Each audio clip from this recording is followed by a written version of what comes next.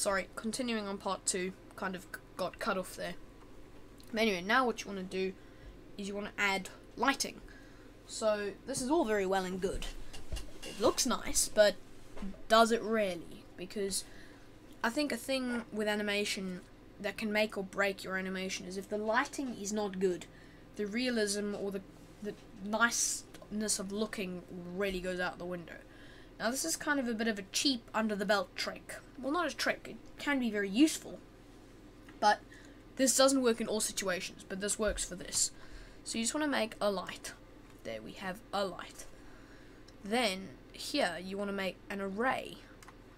If you click on the light and drop it into the array, you see you get a few lights. So if you click on the array and you just pick that up, and then I always change my radius to 1000 when working with an effect like this. And then you can I just tend to do it to like 10 or something. Then you want to bring your light intensity down, so to like that. So now if we render it out, I zoom in a bit more. We do this, and then just make this larger. Low, it's infinite, so you can't really get larger than that.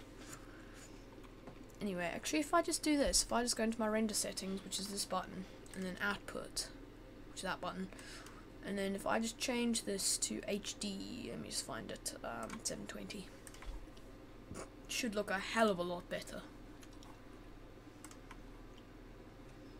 There we go. So you're getting the idea. So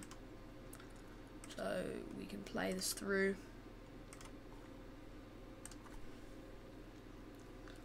So yeah, so that's kind of the general idea of what we're doing. You can send me requests for anything else you would like me to do related to this kind of smashing topic. Any help with the destruction plugin. And so yeah, so if you have anything you would like to say, if you think this was a good tutorial, if you have anything you would like me to teach you guys, then I'll be more than willing to do that. But I just thought I'd better show you. It's a simple thing to do. There are many ways to do this effect though. Although I just liked the destruction plugin because it's useful if you're not looking for a specific kind of smash.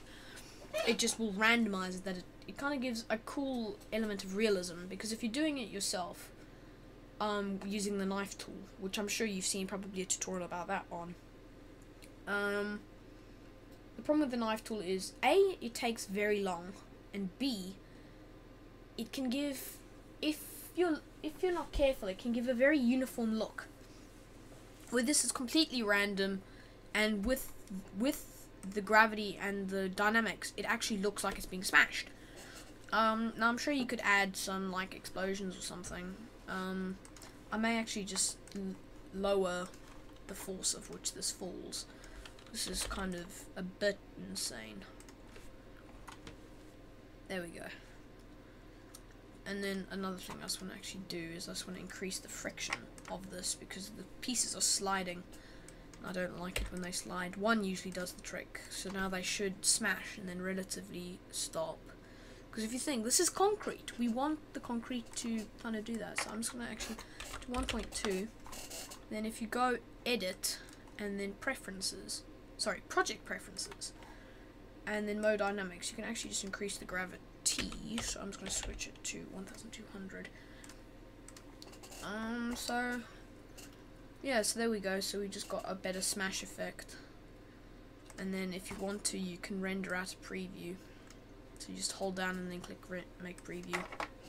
I'm just probably gonna go one, so that should be 1080 or something. No, it's not. That's 1920. That's 1080.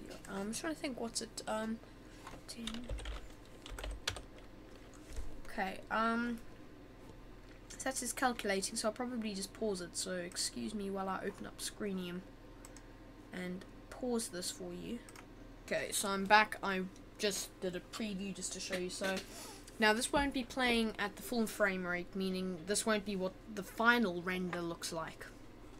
But this is just a preview to show you what the general smash looks like when it's rendered out. obviously the quality will improve, excuse me, once you render it out correctly. And I've also done this at a low resolution that I didn't have to wait forever. But generally you get the idea.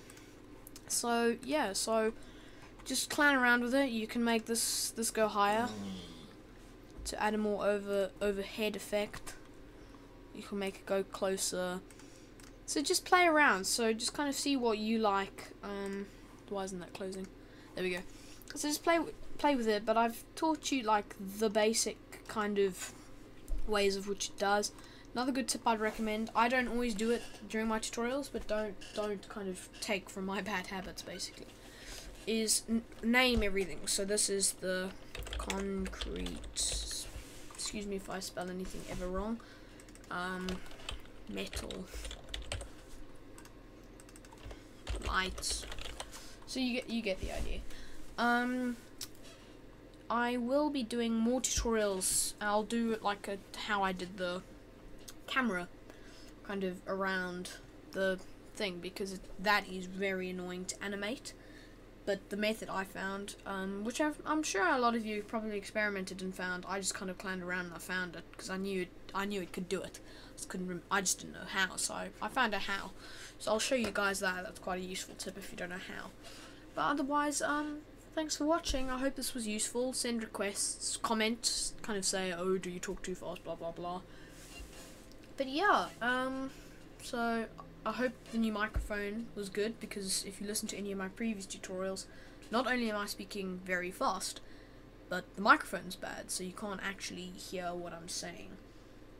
So hopefully this is a good change. But yeah, so I hope this has been useful. I hope this has been interesting. So yeah, moving on.